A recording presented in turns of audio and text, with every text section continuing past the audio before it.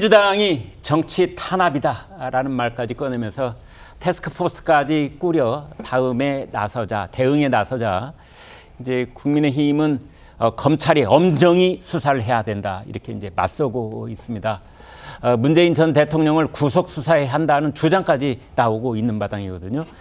김재원 국민의힘 최고위원 이 얘기를 들어보겠습니다.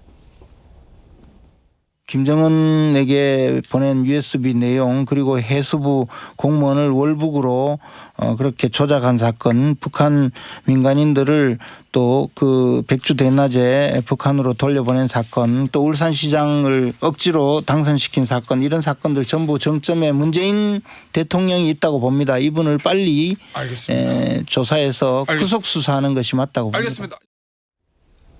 자, 정점에 있는 사람이 이제 문재인 전 대통령이어서 빨리 수사를 더 해야 된다. 이제 김재원 최고위원 얘기 들으셨는데, 최재원 기자.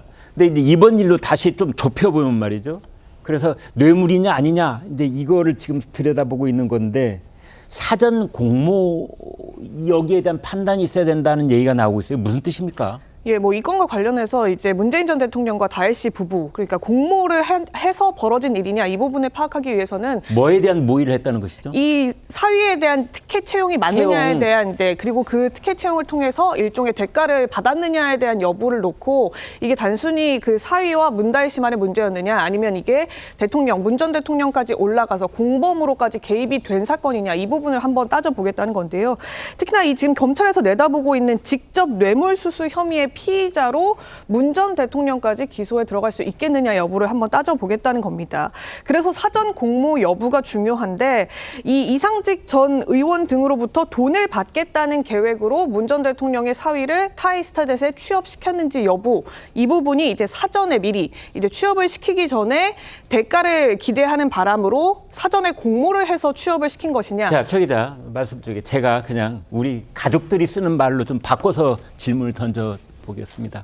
그러니까 가령 문재인, 김정숙 그 부부가 딸과 사위를 불러다가 너희들 밖에 좀 나가 있어. 가령 예를 들면 말이죠. 태국에 좀 가 있어라.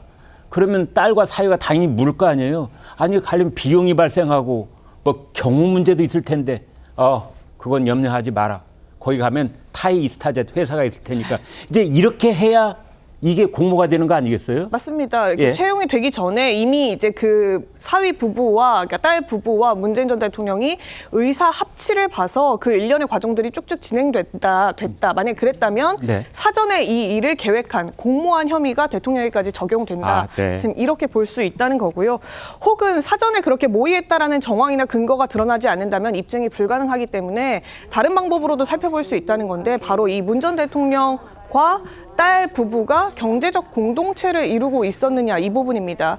그러니까 그 사위가 타이스타젯에 취업하기 전까지 문 전 대통령으로부터 직간접적인 경제적 이득을 취했었는데 네. 이를테면 사위가 타이스타젯에 취업한 이후로는 경제적 지원이 끊겼다. 그러니까 매달 뭐 용돈인지 생활비인지 몇백만 원씩을 받아왔는데 그런데 태국에 가서 2018년 7월 달에 특혜 채용이 됐는데 그 이후로는 그 돈이 끊겼다면 그 이전에 받은 돈과 그 이후에 받은 돈을 대비를 해서 그렇죠. 그러니까 예. 경제적으로 지원을 받았던, 그러니까 지원을 해줬던 경제적 공동체 관계였는데 이걸 타이스타젯, 그러니까 이상직 전 의원 등으로부터 그 돈을 받음으로 인해서 충족이 됐다면 그 전에 관계가 입증이 되는 것이기 때문에 이 부분도 해명이 될 수 있다. 그러니까 입증이 될 수 있다. 이렇게 보고 있다는. 사유가 받은 봉급이 그게 뇌물인 셈이다. 네, 맞습니다. 그렇게 지금 보고 있는 겁니다. 근데 문다희 씨가 갑자기 우리는 운명 공동체, 운명이라는 말 썼어요. 이건 또 무슨 뜻입니까? 예, 어젯밤에 본인은 이제 SNS에 글을 하나 올렸는데요. 네. 지금 이 경제적 공동체라는 표현 많이 들어보셨을 텐데 네. 지난 박근혜 정부 당시에 국정농단 사건에 경제적 공동체라는 키워드가 유효하게 작동이 됐었죠. 그러니까 이 문 전 대통령도 그렇고 딸도 그렇고 이 경제적 공동체라는 개념을 토대로 본인과 아버지를 다시 공격하고 있는 것이 아니냐 이런 취지의 반박을 하고 있는 겁니다. 어제 SNS에 글을 올려서 문 전 대통령과 본인이 함께 손을 잡고 있는 사진을 공개를 했고요. 그러면서 경제적 공동체라는 말을 만들어서 성공을 한번 했던지라 다시금 추억의 용어를 소환해서 소위 오더를 준 건가 이렇게 얘기를 하면서 그러나 우리는 경제적 공동체가 아니라 운명 공동체인 가족이다 이렇게 얘기를 했습니다. 그러면서 이쯤 하면 막 가자는 거죠. 이렇게 얘기를 하기도 했는데요. 그러면서 그 앞으로는 본인이 행보하는 데 있어서 참지 않겠다 이런 취지의 반응도 내놨습니다. 네, 최 국장님. 경제 공동체라는 말은 박근혜 전 대통령 때도 그랬고 아무튼 어떤 유죄 판결을 내릴 수 있는 근거적 그 용어로 쓰이고 있는데 네. 운명 공동체는 그와 관계없다 이런 뜻인가요? 관계없는 우리는 가족일 뿐이다 이런 얘기죠. 우리는 경제 공동체가 아니고 예. 그냥 가족일 뿐이다. 예. 이거를 이제 운명 공동체라는 표현을 써서 반박을 한 걸로 보이는데 뭐 저거는 뭐 법률적으로 아무 의미가 없는 거고요. 일단 문다혜 씨가 만약에 검찰 수사를 받는다면 저런 식의 주장을 할 거예요. 이제 경제 공동체가 아니다 이런 주장을 해야 될 것이고 검찰은 문다혜 씨를 상대로 해서 왜 경제 공동체인지를 이제 추궁을 하지 않겠습니까? 네. 그 이제 거기에 등장하는 것이 바로 생활비 지원을 언제부터 언제까지 받았느냐.